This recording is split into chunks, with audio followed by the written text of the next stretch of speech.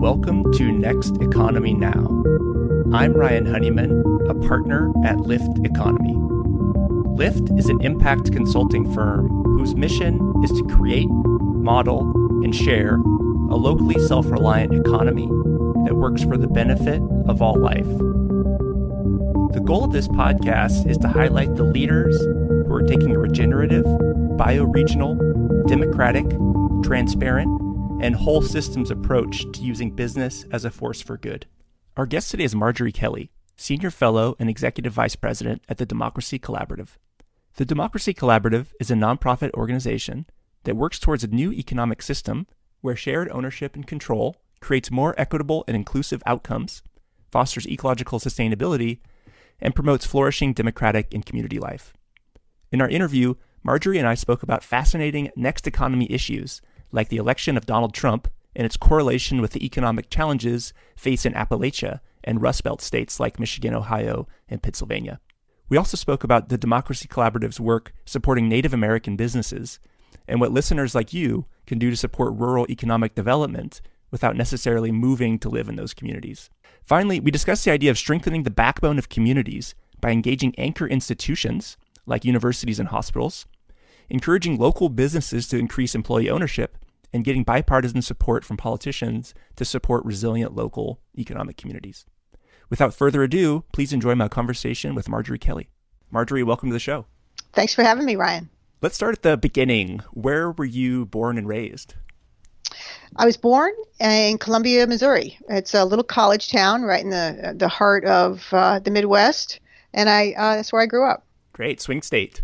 Yeah, that's right. I grew up in a big family, 8 kids. Yes, we were Catholic.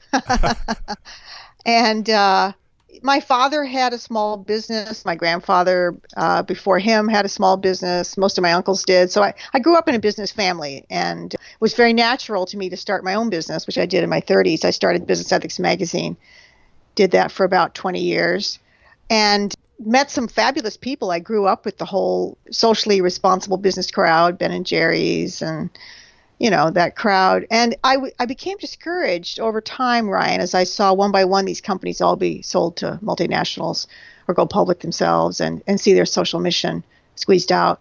So that pushed me to move into the new economy space. We really need to build a new economy from the ground up. And that's what I'm doing now at the Democracy Collaborative. Yeah, and when did you first get interested in how business could be a force for good? It sounds like around that time when you started the Business Ethics Magazine. I have a master's in journalism, and I was working as an associate publisher at a publishing house, and I was helping to create new publications in management. And I was reading widely in the management literature at that time, always looking for trends, and I started seeing things like, South African divestment happening in the social investment community and making a real difference in putting pressure on apartheid. And I saw people talking about, open book management, where employees are taught financial literacy and employee ownership and corporate social responsibility. And I thought, I never heard anybody talk about business that way. I want to start a publication to help other people know about this and kind of be an information source right at the heart of it. And this is before the internet. So that's what led me to start Business Ethics Magazine. I saw this was a trend starting to happen. I wanted to lean my weight into it. I thought if we could really help business to be a force for change, that's a lever that could move the world. Are you familiar with the book Reinventing Organizations by Laloux? I'm not, no. Okay. He did a study on what he called teal organizations, or organizations that are self-managed and don't have a hierarchy, in addition to things like they have a higher purpose than just profits. One of the things he was looking at was whether ownership is a main issue or it's more the lack of control that employees feel like in larger hierarchical corporations. But in your opinion, do you think freedom is not sufficient? Like there actually has to be employee ownership in order to really shift the economy? Well, right. See, and this is something that I look at in detail in Owning Our Future. No one design element by itself will carry the entire day with the design of a company. In the same way that a constitution in a democracy has more than one element. You don't just have a president, with term limits on the president. You have separation of powers. You have Congress, the Supreme Court, and the executive branch. You have a Bill of Rights. You have, term limits. I mean, you have, trial by jury and innocent until proven guilty. I mean, there's a lot of things going on in the Constitution that work together. So what's going on inside a company? What are the pieces that work together? And in Owning Our Future, I look at 5 of those pieces. Ownership is one, but ownership, as you are alluding here, is really a bundle of twigs. This is something that every first-year law student is taught, that ownership is not one thing. It's a series of rights, and you can separate out those rights. I mean, it's with a house, there's a right to occupancy. There's a right to claim the growing value. There's a right to, control access and various things. So with a corporation or with a company, ownership is one, and that I call it membership. Who gets to decide, who's considered part of this organization? That's the membership aspect. And there's also governance. Who elects the board? Who has a right to govern this thing, and toward what end? So there's governance, and then there's purpose. You have to really look at purpose. I mean, is this thing designed for maximum profits in the short run, or is it designed as equal exchanges to create good lives for their suppliers, who are coffee growers in developing countries? That's their mission. John Lewis Partnership, the mission is the happiness of employees. So purpose, membership, governance. There's also finance. How do you get capital into these things? Does capital, because it comes in, does it get to control the whole thing? Or is capital a servant rather than a master? Is it a friend? As it is with impact investing. And finally, the 5th element I would point to is networks. I don't think enterprises don't stand alone. They are part of communities like cooperatives. There's a worldwide community of cooperatives, and that helps keep the structural integrity of the cooperative form in place and functioning over time. There's, B corporations. That's another community. That's a network that helps create a certain kind of company. So, so those 5 design elements, I think, are what makes a company what it is. Yeah. And do you see a difference in your work between, say, worker-owned cooperatives or ESOPs in terms of the ownership? And is any ownership good, or do you see cooperatives as being, slightly not better, but just allow more voice within the company? Yeah, I think of worker co-ops as kind of the bullseye. It's the tiny circle at the center of the target. It is the most democratic form, and I think it's one person, one vote. So that's a rather remarkable design principle to have inside a company, and I think it's a very good principle. So worker cooperatives, yes, I'm a huge fan, and I think that they're in a way kind of an ideal. It's also true that they work mostly at a small level. There are Cooperative Home Care Associates is the largest worker co-op. It has about 2,000 employees. It's in the Bronx. And it hires mostly Latina women as home care workers. So it's a very successful model and quite large. But by and large, most worker co-ops are smaller. And the ESOP form, I think, is actually a large community of companies. And there are some really exciting models within it. For example, I'm learning about ESOPs that also have B Corp bylaws. So now you're starting to see membership. The employees are members of the firm. They're not just hired by it. They're members of the firm. And the purpose is to serve a variety of stakeholders. And so now you're getting 2 design elements going. You have purpose and membership. Both are being inclusive. So I think that's a better model. And that's what you're seeing inside the worker co-op too. There's governance, there's purpose, there's membership. So there's a lot going on inside the worker co-op model. There also are ESOPs that are unionized. Cape Air out on Cape Cod. I'm very good friends with Dan Wolf, who's the CEO there, and he's was formerly a union organizer himself. And he's very happy to now be CEO of a company that is unionized. The pilots union is a very strong union, and he's a huge advocate of unions. And this is an employee-owned company. So there are other unionized ESOPs. The other thing I would point to is there are democratic ESOPs, that there are quite a few 100% employee-owned. ESOP, by the way, is an employee stock ownership plan. It's created in federal government. It's a retirement plan, and it allows shares to be given to employees. They don't pay for them. They're given to them as a retirement benefit, and they can cash them out when they retire. That's a key difference with worker co-ops, where workers actually have to buy their shares in the worker co-op. So what I started to say was there's some democratic ESOPs where employees elect the trustee. and so forth. So there are a lot of ways to do the form. I like to say I'm a huge fan of employee ownership, and I think the model is whatever is best for that particular company. That's great to hear the different. I wasn't actually aware that there were so many variations even within the sort of ESOP model. So that's very helpful.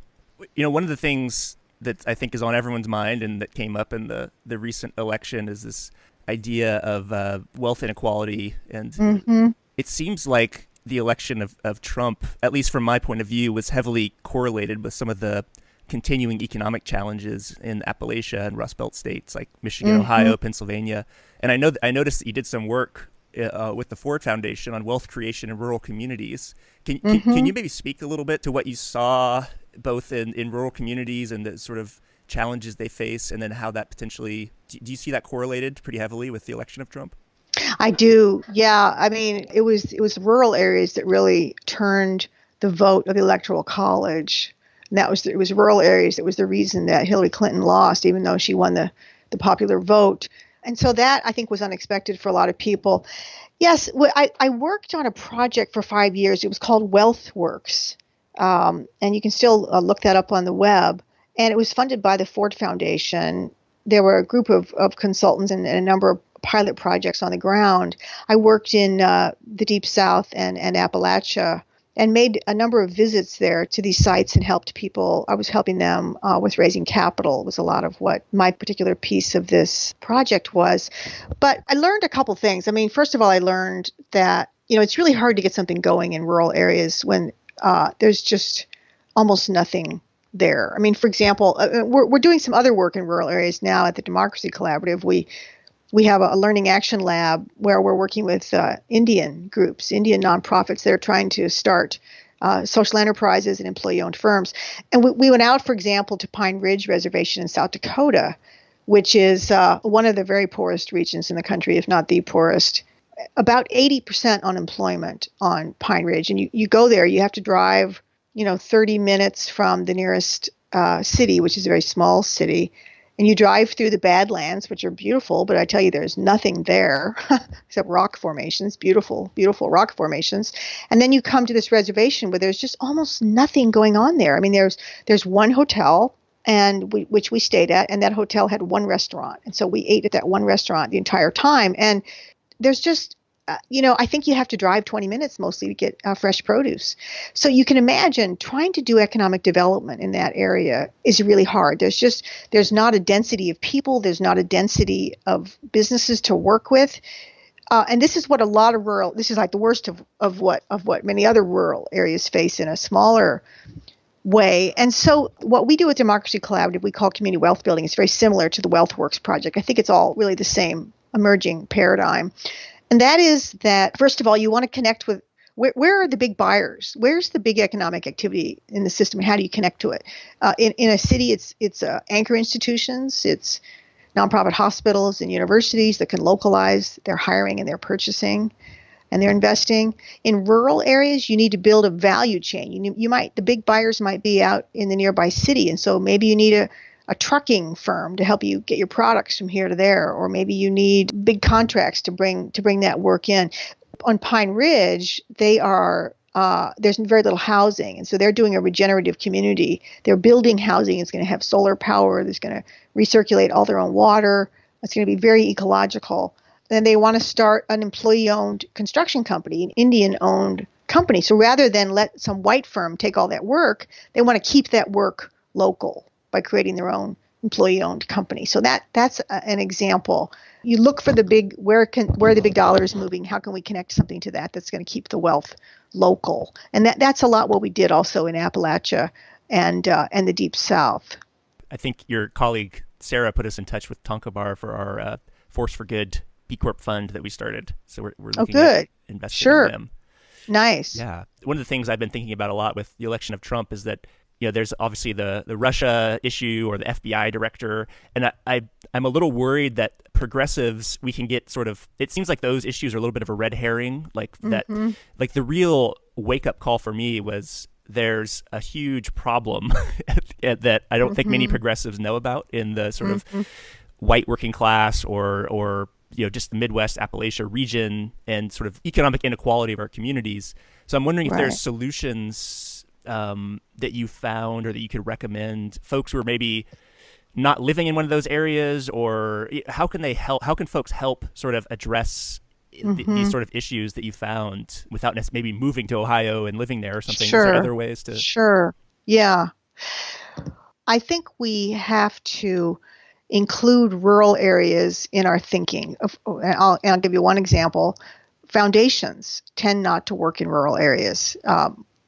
And those foundations that have worked there sometimes are abandoning them. So that's a key issue. You need philanthropic funding in these areas. A second issue, I think, it has to do with investors. In the impact investing space, there's been a lot of excitement about microfinance of sending money to Bangladesh and to India and so forth, where you can make very high returns, but also save them money from dealing with these usurious local lenders. But it's easier to invest in South Africa than it is in Alabama, and that's a problem. It's very hard to invest in Alabama. For example, you'll find very few CDFIs there, and a CDFI is a community development financial institution. It means local loan funds. It could be a community bank, it could be a venture capital fund. They're all certified by the federal government as CDFIs, that their focus is to help the community. There are very few of them. There's a ton of them in Vermont. There's a ton of them in Wisconsin. There's almost none in Alabama. One of the projects I helped was a woman who was looking at starting one in Alabama. I think as investors, we need to help build a pipeline of investment into these areas, and to be deliberate about it. I tried to work with a number of enterprises on helping them find impact investing. And what I found was the problem was not that they lacked capital. The problem was that they lacked investment readiness, and that's a different thing. And that it takes, like you would have farmers, for example, growing purple-hulled peas, and there was huge demand from Walmart for these purple-hulled peas, but the farmers weren't certified. There are certain agricultural certifications that you need if you're going to sell to Walmart. They didn't have a truck in order to get the stuff to Walmart. They didn't even have an aggregation center. If you have lots of small farmers, you need to aggregate the food together before you have enough that Walmart is even interested. So all of that takes philanthropic funding to help these small farmers get ready to serve these large markets. And the same is true with finance, that they didn't have. Maybe they were great at farming, but they didn't know what they spent on seeds last year, and they didn't really know what their revenue was, and they didn't have good books and so on. So these areas need help in order to be ready for investment and to help enterprises grow. So I think I'd love to see MBA students go there and help. I'd love to see foundations focus there. I think impact investors would have a role to play in these areas, but they would need to partner, I think, with philanthropy somehow. And so I think we need to not forget these areas, and we need to remember them. For example, I'm a huge fan of slow money. Slow money, as you know, and some of the listeners may know, this was started by Woody Tash, and it's all about, wouldn't it be great if we could all invest 100% of our of investments within 100 miles of our home? Well, what a lovely idea, and how lovely for us to be able to invest in the business next door instead of sending all our money to Wall Street, which is pretty much what we do now. But I live in Boston now, and if I invested all my money within 100 miles of Boston, I wouldn't touch Alabama or Mississippi or some of these, Arkansas, some of these Appalachians and Deep South states. So we need to include them in our vision of what it is that we're trying to do as we build a new economy, and we need to partner with them. Another thing we can do is help these people get connected to our networks. I mean, one of the things I did was to help some young people get connected to BALI, which is Business Alliance for Local Living Economies. I helped them get connected to impact investors, and they're now doing some projects together. The ideas that so many of us thrive on, you're in the Bay Area, Ryan, I'm on the East Coast, I'm in the Boston area. There's a density of ideas and people here that is not there in these regions. And one of the things we can do is help to connect people. There are brilliant young people in these communities. And I think if you come across these people, grab onto them, mentor them, help them get connected into the networks that are making all this work possible. And they'll be the ones that can build can build locally what's needed.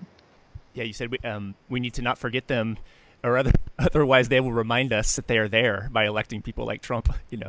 So it was like a very big wake up call, I think. Yeah, that's right. And Ryan, your work, my work, the work that we're involved in with the new economy, there are a lot of answers here for an inclusive economy. How do you have employees own their company? I mean, I was just at this meeting. Chroma Technologies is a high tech firm in rural Vermont. There are people there with a high school education who are earning $100,000, and that's because employees own that firm. It's not, there isn't like one elite billionaire owning that firm. All the employees own that firm, and that's how much money there is to go around if we get our ownership structures right. These ideas work in rural areas. Rural areas have companies in them, but they don't. It's hard to sell a company in a rural area. Rural areas are actually perfect for employee ownership. We've seen this in a number of cases. These ideas, we need to get them into the rural areas. I think where they're needed, because people are hungry for ideas and they're grabbing at the wrong ideas. They're grabbing at empty promises that Donald Trump is offering them. I think what the new economy has to offer is real workable solutions. You mentioned Bali. For folks who don't know, Business Alliance for Local Living Economies is a fantastic resource around these sort of what are the solutions that are working. And so just a shout out. I think that's a great resource for folks to look at. Yes, that's right, Ryan. And Bali, Business Alliance for Local Living Economies, has a wonderful fellowship program. And if there are young people in rural areas, you don't have to be all that young, who are interested in new economy work and have a little bit of a toehold in it, you should become a Bali Fellow. It's a really great way to get connected to what's happening in this world. So I just think the world of those guys. So perhaps besides worker ownership, what else are you most excited about right now? I'm also really excited about anchor institution work, and this is something that we do a lot of at the Democracy Collaborative. While we want enterprises to be locally owned, locally rooted, broadly held, also, where's the fuel where are the big contracts that are going to help these kind of companies and any locally owned company really to succeed? Well, you look around.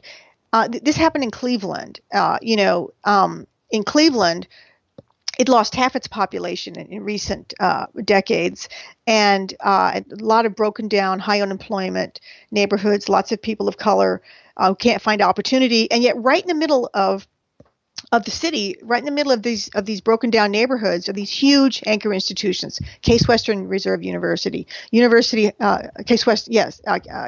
hospitals, the Cleveland Foundation. These beautiful, gorgeous, high-rise buildings right there in the center, spending literally $3 billion every year, and yet none of it was going to the broken down neighborhoods that entirely surrounded these anchors. Well, one thing about these anchors is they're not going to get up and leave, which a lot of businesses in Cleveland did. Case Western University is not going to move to some other state.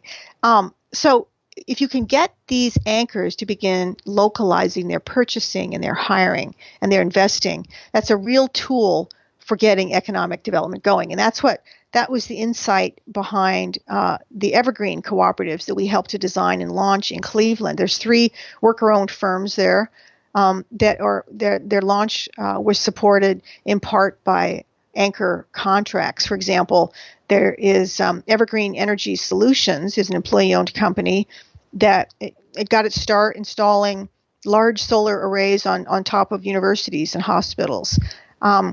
So anchor institutions, and we do a lot of work. We have a cohort of, we just did a meeting in December of 40 nonprofit hospital systems, and we're talking billions and billions and billions of dollars. 70% of the healthcare system is nonprofit hospitals. They have a social mission at their heart. They're not picking up and moving.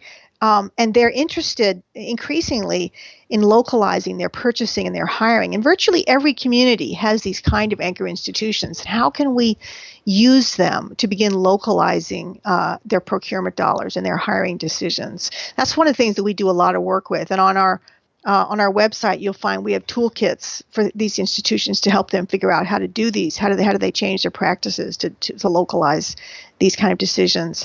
So that's a big a big tool for these communities. So one of the things I want to say, Ryan, is that what we work on at the Democracy Collaborative is how do you build the power structure for a new economy? We don't want just little pilots or sweet little ideas here and there. What are the actual power structures? I mean, unions used to be the power structure for a progressive economy. And we know the unions have been decimated. So what are the power structures now? Well, employee-owned firms, commons ownership, anchor institutions, city government. There's a lot of progressive mayors. Republicans control state houses and the federal government at this point. Of the 30 largest cities, 27 or 28 of them have Democratic mayors. So there's a lot of interest in this work at the level of cities. Now, I do want to emphasize this work is also bipartisan. We work with the Republicans in Albuquerque, for example. So this work is embraced by all parties.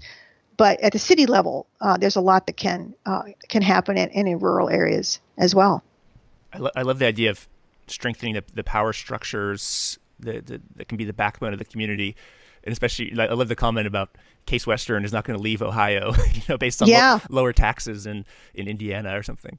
Exactly. And do you find the institutions to be receptive to this idea of shifting their focus to be more local? Increasingly, they are. So we are seeing growing interest. I mean, our work in this field is growing by leaps and bounds. So I would say yes, there's more and more interest in this. The cautionary note I would add is that some of that interest is driven by the Affordable Care Act, which has a number of provisions which encourage this kind of work. I mean, for example, one provision in it, or this is overall in healthcare reimbursement practices. There's the idea that instead of just paying for hospital visits and various services, instead you're paying for outcomes. So you want healthy people, and so that is starting to drive a change in hospital thinking and practice. And people are talking about things like the social determinants of health. Very little of your actual health determines on hospital care or medical care. Most of it comes from the fact, do you have a job? Do you live in a healthy community? Do you have access to healthy food? Those are the real determinants of your health. And so nonprofit hospitals are starting to turn their attention to how can they build the social determinants of health rather than just delivering, waiting until somebody shows up in the emergency room. Now, a lot of that movement, Ryan, I'm sorry to say, is potentially jeopardized if the Affordable Care Act is pulled out from under us. If that rug is pulled out from under us, this work will be slowed down. I don't think it will be stopped. Our reading of the field is that those hospitals that are already doing this work are going to continue it. They see the value of it. They understand that this is really important and sensible. It can save them money. Those who were considering it and were kind of on the fence, they may take a wait and see attitude, wait until the dust clears and they understand the policy environment. So it's, Trump's actions can be genuinely harmful in this area. And do you see, for folks like many of us who are scratching and scrounging for the silver lining, do you take away, are there any optimistic things that you think came from this recent election that are sort of, wow, this is actually could be a good thing? Mm-hmm. Yeah, I'm scratching for those too. I remain convinced at the deepest level that we will succeed in the long run. We're going to remain on this planet. We're not going to die out. We're going to build a functional economy at the planetary level. I mean, we have to. There's no other choice. And we know what that looks like. It doesn't look like the economy that we have today, which is built for maximum short-term financial extraction and hang the consequences. I mean, that's not gonna fly in the long run. So we know that the status quo is not going to stand in the long run. It's just not. It reminds me of the world of 1914.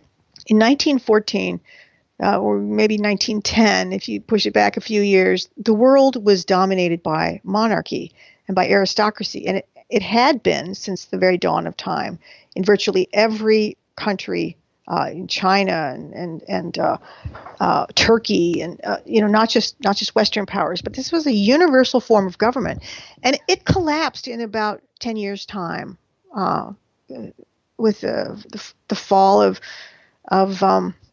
in China and the Young Turks. I mean, there were revolutions all over, and then there was World War. And when the dust cleared after about 10 years, crowns were just rolling about the floor. So this institution that had endured since the dawn of time really fell apart in about 10 years' time. Now, it also took a world war. But over time, the world turned to democracy. And democracy is today the dominant governing form around the world. What we're seeing is that democracy is itself at risk. And the reason is that we democratized government, but we never democratized economics. Economics is still essentially an aristocratic form. The power, the wealth is in the hands of the few. We've never really built an economy that's designed to serve everyone. And that's our task now. So I think what we're seeing is the end game of the old structure. That's what's happening, and that's why it looks, frankly, so stupid. The monarchy looked really stupid at the end. I mean, you had Wilhelm out there in a ship signing treaties with different countries. That these treaties contradicted themselves. Contradicted each other. The reason, being born to a wealthy family is not a very good reason to become a ruler of a country. So, it became a very ignorant and dysfunctional form of government. The monarchy did. Well, we're seeing the same thing. I mean, having a bunch of billionaires who run everything to serve themselves and don't care about the fact that the climate change is going to decimate the planet.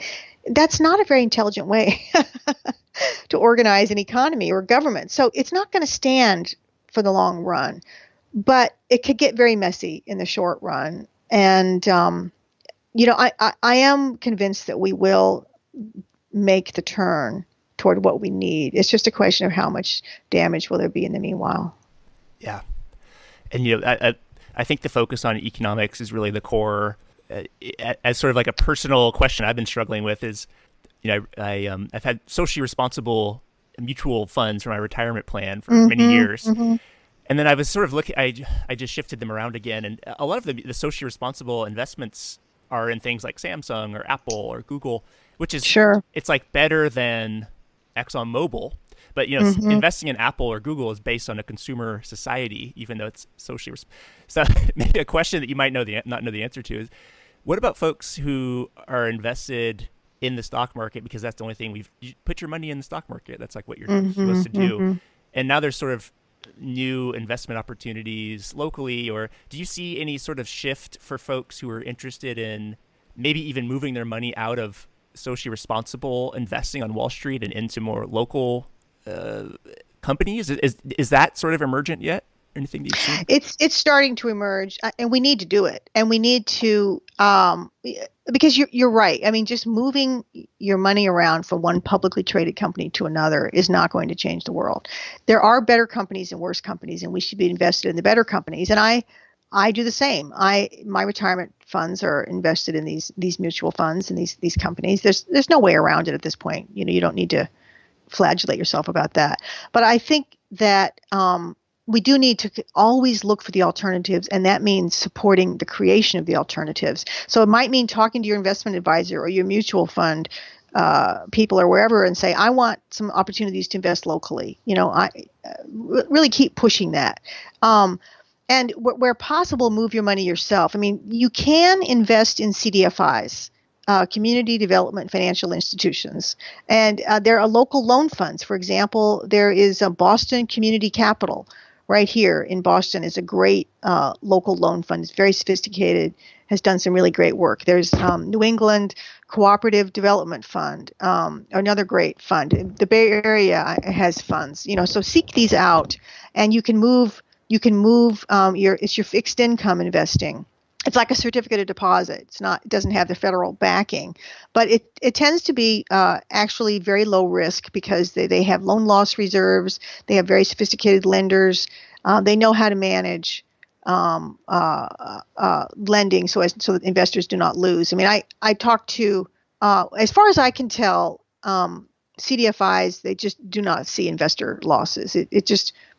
except for very unusual circumstances, it's not going to happen.